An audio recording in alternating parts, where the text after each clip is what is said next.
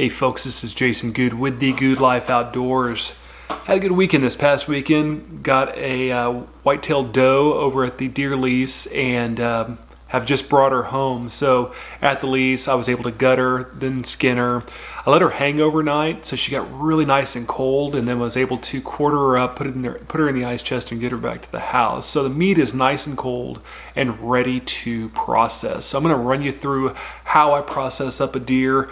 I usually debone the shoulders and hams, so you'll see that. I also package everything up in shrink wrap, and so you'll see how I do that as well, and get everything ready for me to just take it out of the freezer and cook it up. So follow along. Hope you enjoy it. Get something out of it. So I usually start off with the smaller pieces. These are going to be the tenderloins, the back straps, and in this case I've cut off some of the flank and rib meat. And I'm just cleaning this up, getting it ready for packaging.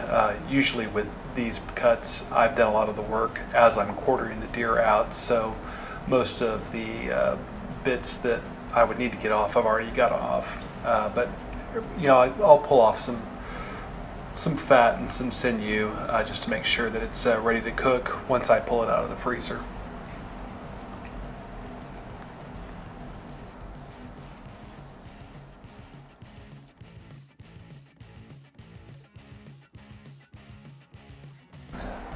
This bit of flank steak had a bit of extra fat that I needed to flay off.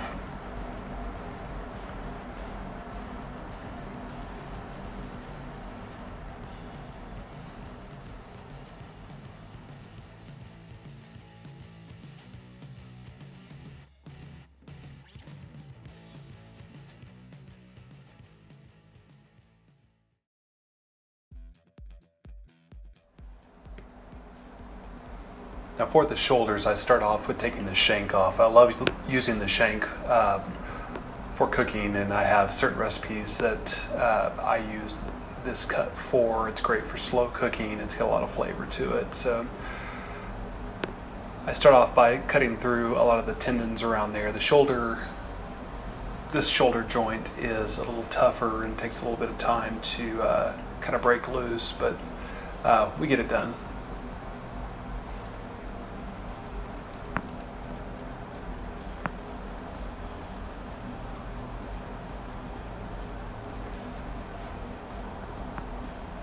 Next, I work on getting a lot of the fat and sinew off the shoulder. There's quite a bit on this shoulder, but we want to leave as much connective tissue as we can that's palatable, but there is some stuff that just needs to come off.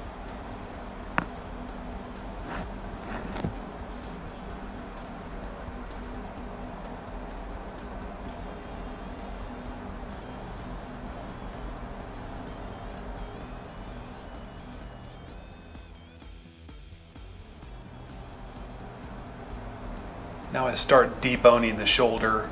I run the knife along the bone to expose it, kind of flay it away from the meat so that I can cut it out. With the shoulder meat, I will typically just use this as a large chunk for stews and slow cooking recipes, chilies and all that kind of stuff. So if I want to have bulk meat, that's usually what I do with the shoulder if I'm not going to grind it up. So I'll work along the joints and or the bones and cut out the joints. As you see here, the shoulder blade does take some time. You want to leave as much meat on as possible. So I take the time to kind of strip the meat away from the blade itself. It does take a little bit of effort, but it's not too bad.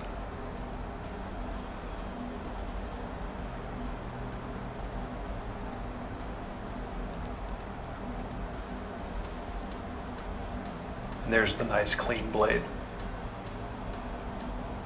The other shoulder took a little bit more time.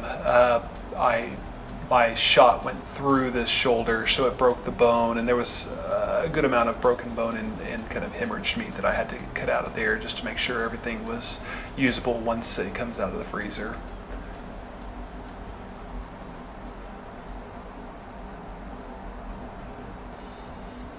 Now we move on to the hams.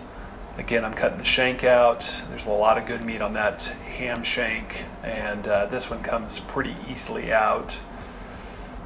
The hams typically have a lot more silver skin and fat that I need to cut off, so take a little time to do that now before I cut it up.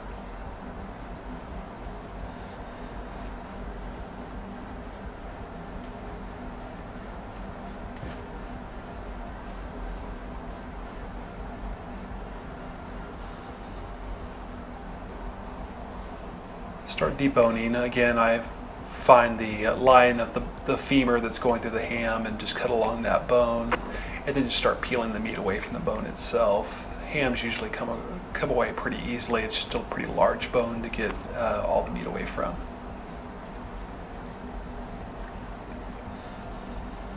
I have to cut around that knee bone, and then just start filleting around the bone itself.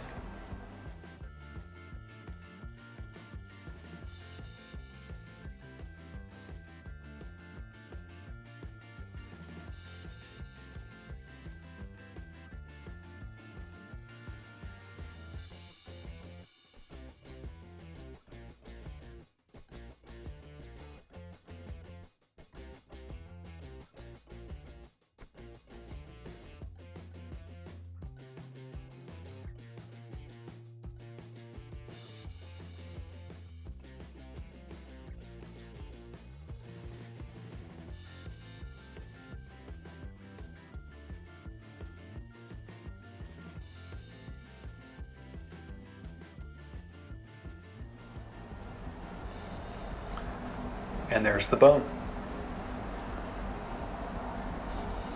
The other ham goes pretty much like the first one. And once I'm done, I have little treats for the dogs, which always makes them very, very happy. Now, I use my big slicer to cut the hams into steaks. I'll typically cut the ends off the hams, and that usually is good for grinding at a later time. And then I cut these into about 2 or 3 inch steaks.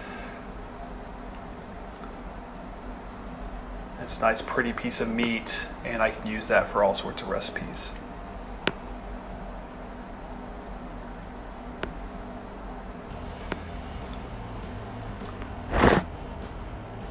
I use restaurant wrap as a shrink wrap to wrap my meat. I've been doing this for years, works really well. What I try to do is press all the air out of there as I'm rolling this up. So I'm rolling this very tightly.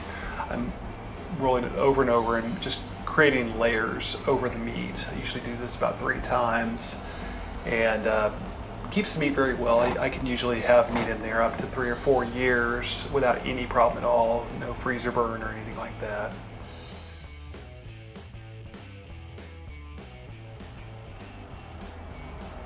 I always label my meat with the cut and the date, so I know exactly what's in the freezer and when it was put in there. That way I can just grab and go with the exact cut I need.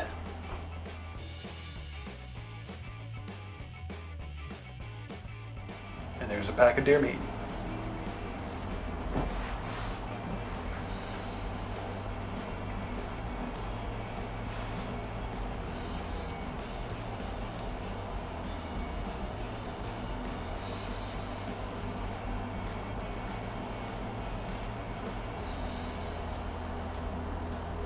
Here's all the cuts ready for the freezer.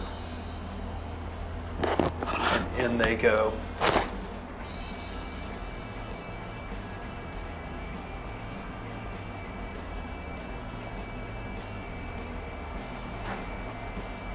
I keep my back straps in the door for easy access. Everything else goes in the freezer kind of by deer.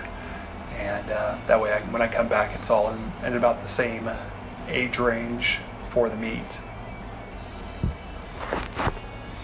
And here's some cuts I'm going to be cooking this week.